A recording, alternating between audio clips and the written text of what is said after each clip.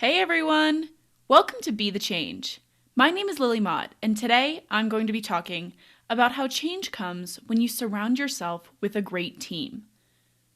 My guest this week is Poonam Rahman, who is the founder of two international nonprofits, which are Virtue Mental and Shattering Bias in STEAM. Poonam is a really impressive individual who is doing great work to serve underrepresented people through her nonprofits, and I am so excited to share her story with you now. So, without further ado, let's get started with this episode featuring Poonam Rahman.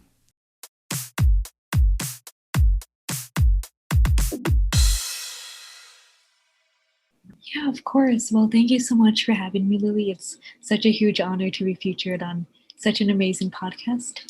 But my name is Poonam Rahman, and I'm the founder and CEO of two international nonprofits, one of which is called Virtue Mental, which aims to provide free mental health resources to underprivileged communities and a lot of like historically marginalized communities as well. So we focus a lot on the South Asian population, the LGBTQ population, and just like so on and so forth.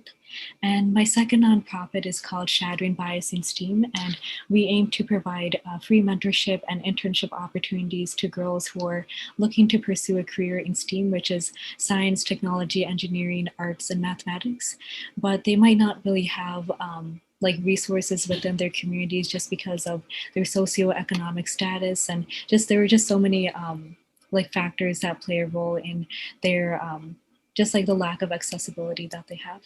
So that's just a little bit about the work that I do, but I'm also a student. I'm a pre-med and pre-law student at Roosevelt University, where I'm majoring in psychology with a concentration in neuroscience, and I'm also minoring in management as well. So that's just a little bit about me. Wow, after hearing all of that, I am so glad that you could find the time to talk with me because you are a busy, busy person to say the least. I'd love to get started with learning a little bit more about you and your background. So, what challenges have you faced, or maybe what experiences have you had in the past that really led you to this point of creating your two nonprofits and getting involved in this advocacy work? Can you tell me some about the background that led you up to this point?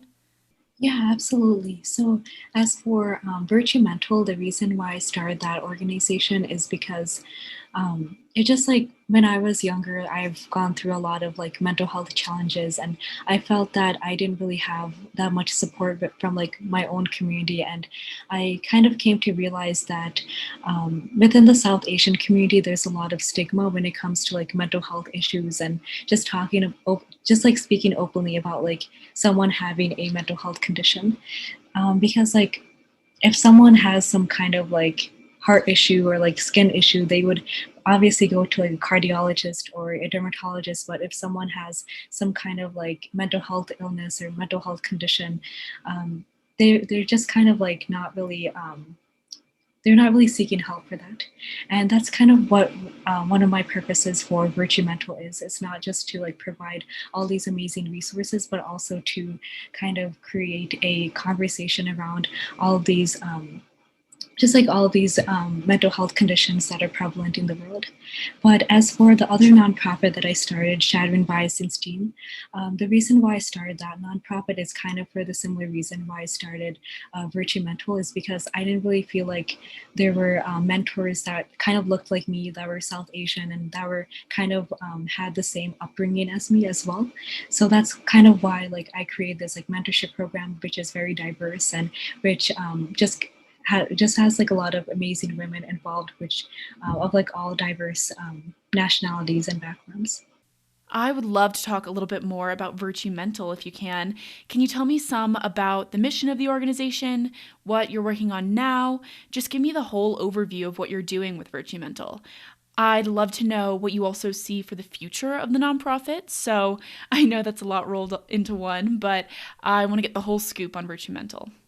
Yeah, of course. So as for Virtue Mental, we have a lot of cool resources. Like we have workshops and support groups, and we do like a lot of like group therapy work. And all the workshops and support groups are facilitated by a certified mental health professional. But at the moment, we're actually planning on launching a one-on-one teletherapy service where individuals are able to book just like 30-minute one-on-one sessions with a mental health professional who is located within their state, I guess. So everything will obviously be virtual because it is like virtual in a sense. It sounds like virtual, but yeah. So that's kind of like what we're working on at the moment. But we actually have like clients from like 10 to like 15 different countries, and one of our goals is actually to like spread to different scale and like spread to like different parts of the world and different countries, because mental health stigma and just people not having access to mental health resources is not just an issue that the US faces. It's kind of like prevalent in a lot of parts of the world. So in the next couple of weeks, in the next couple of months, our focus is to get this one-on-one teletherapy service launched, and also to kind of scale and spread our resources to different parts of the world.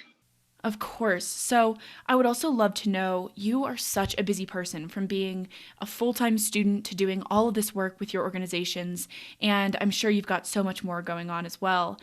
What do you like to do for self care? What do you do when you need a break or you need to take some time to focus on yourself? What are those outlets for you? Yeah, so self-care is something that I try to like emphasize to like all the people that I work with at Virtue Mental and Shattering Bias, because that's kind of like the core part of my existence is self-care. And I think one self-care method I like is, it's gonna sound really stupid, but I just like going to Target, and I don't really buy anything from there. Like I just like going there and like walking around and like just like seeing like all the cool stuff that they have, because like Target always has like everything cool. Everything like they just have like all the cool things there.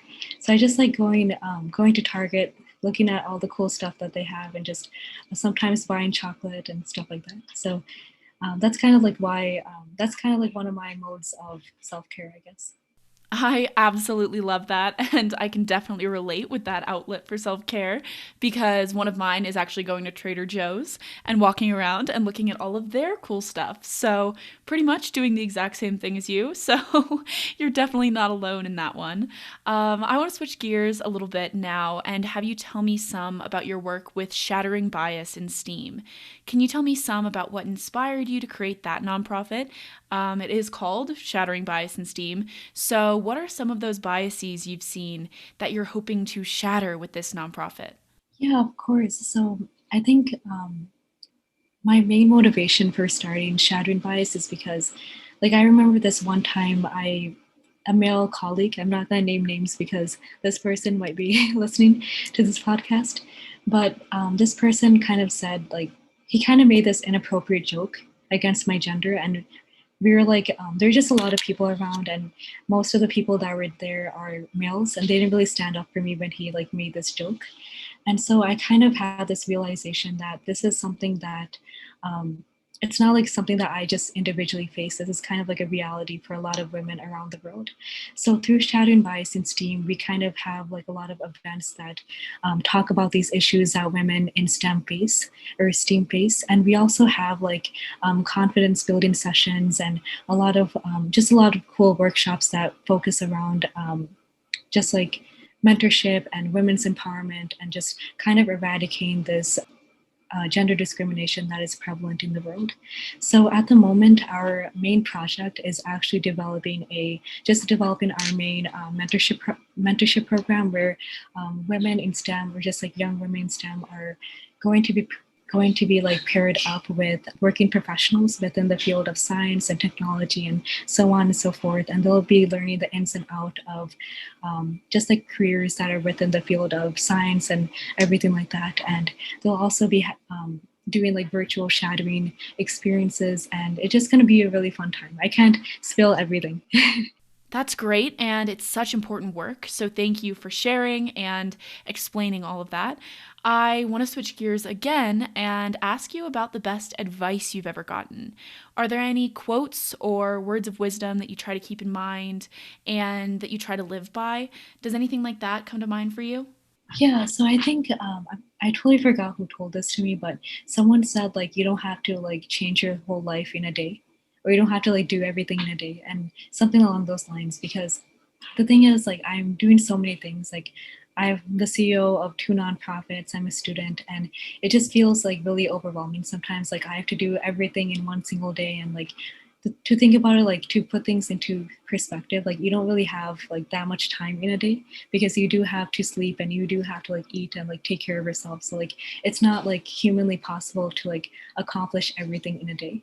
So that's just something that I try to like keep in mind because like I'm that type of person that sets like 5 year like goals, like what I want to do in like 5 years from now, but I want to accomplish that in like 3 days. So that's just something that I try to like keep in mind.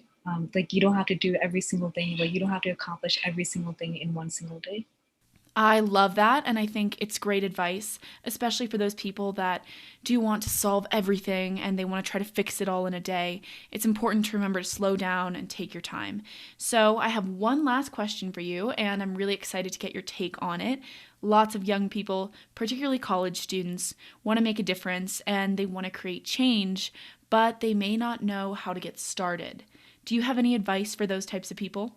Yeah, of course. I think the one thing that I would say is to find a niche if you're trying to create like a nonprofit or just like anything along those lines, because it's really easy to say that you want to help people, but you need to kind of realize like you need to kind of like narrow down your options in a sense. Like there's so many nonprofits out there. I feel like everyone and their moms started a nonprofit during quarantine.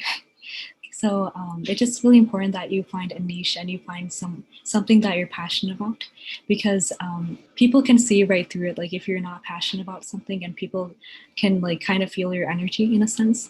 So it's really important that you find a niche and you find something, you find like some kind of cause that you're passionate about and that you're kind of focusing on for like the just like for your mission statement and things of that sort. And I think the second piece of advice that I would give to anyone that's looking to create change or looking to create a nonprofit is to find a reliable team. Because starting off at Virtue Mental, we didn't really have like a strong and reliable team. Like it was just me doing like all the work most of the time. So it's really important. I mean, now like we have like an amazing team. So kudos to them. So it's really important that you find a team that kind of shares the same vision as you and that kind of shares like the same, just like the same vigor as you in creating an impact in the world.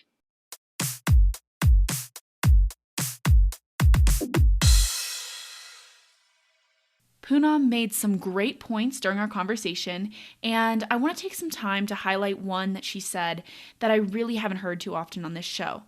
Her last piece of advice was that you should find a team of people that are as passionate as you are, and I think that is a phenomenal point. You don't have to do this work alone, and there are certainly people out there who would love to help with any endeavor that you set your mind to. Find other people that are passionate about the work you're doing and figure out how you can combine forces, because change comes when you surround yourself with a great team.